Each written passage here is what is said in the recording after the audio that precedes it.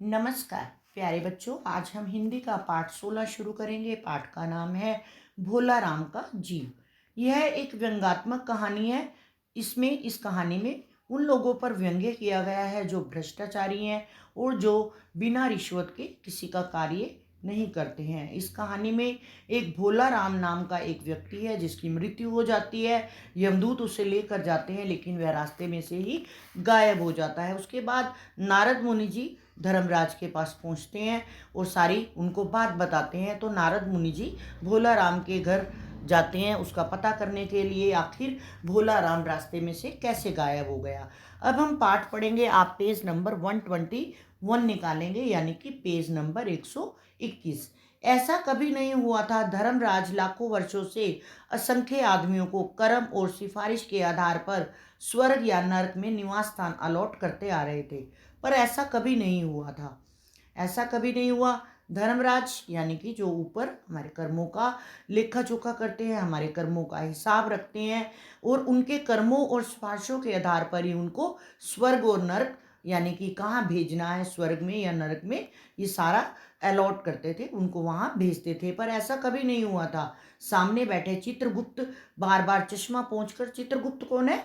जो हमारे कर्मों का हिसाब लिखते हैं, थूक से पन्ने पलटकर रजिस्टर पर रजिस्टर देख रहे थे।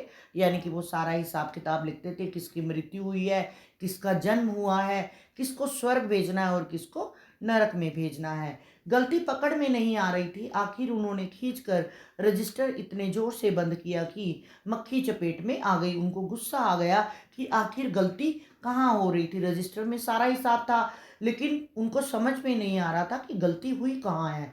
उसे निकालते हुए वे बोले, महाराज रिकॉर्ड सब ठीक है। भोला राम के जीव ने 5 दिन पहले देह त्यागी मीन्स शरीर त्याग दिया, यानी कि उसकी मृत्यु हो गई और यमदूत के साथ इस लोक के लिए रवाना भी हुआ। यानी कि मृत्यु लोक से वो रवाना भी हुआ है, पर यहाँ नहीं पहुंचा, यानी कि स्वर्ग लोक भी वो पहुंचा नहीं, यानी कि रास्ते में से ही गायब हो गया।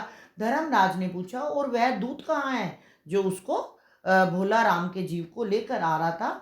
महाराज वह भी लापता हो गया, उसका भी कोई पता नहीं है, चित्रगुप्त ने उत्तर दिया।